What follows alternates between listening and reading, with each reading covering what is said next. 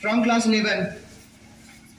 On 28 December 1885, the Indian National Congress was founded at Gokul Das Tejpal Sanskrit College in Bombay with 72 delegates in attendance.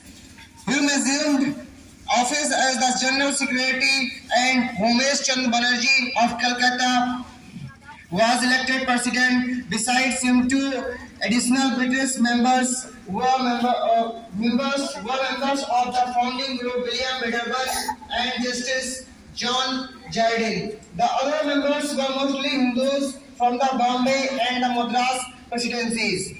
Between 1885 and 1905, the Indian National Congress passed several resolutions in its annual sessions. Through the resolutions, the humble demands made by Congress included civil rights, administrative, constitutional, and economic policies.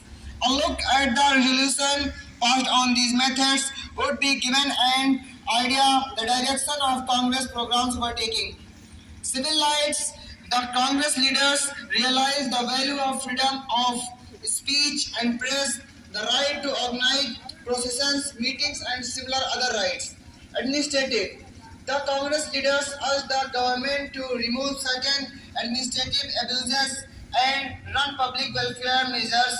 They put emphasis on the appointment of Indians in the government services. Specific proposals are made to open agricultural banks for the relief of peasantry. The Congress leaders also raised the voice of the protest against the discriminatory laws enacted by the government. Constitutional, the humble demand made by the early Congress leaders in respect to constitutional methods were to increase the power of legislative councils to include elected Indian representatives. It must be mentioned here that the British government of India paid scant regard to the above demands made by Congress.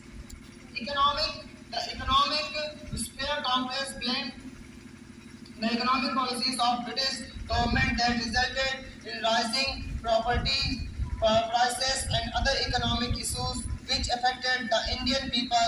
The Congress also put forward certain specific solutions for the economic improvement of the country and the people. These included the introduction of modern industry, Indianization of public services, etc. The Congress also demanded the abolition of salt tax for the benefit particular of the poor section of the people. Thank you.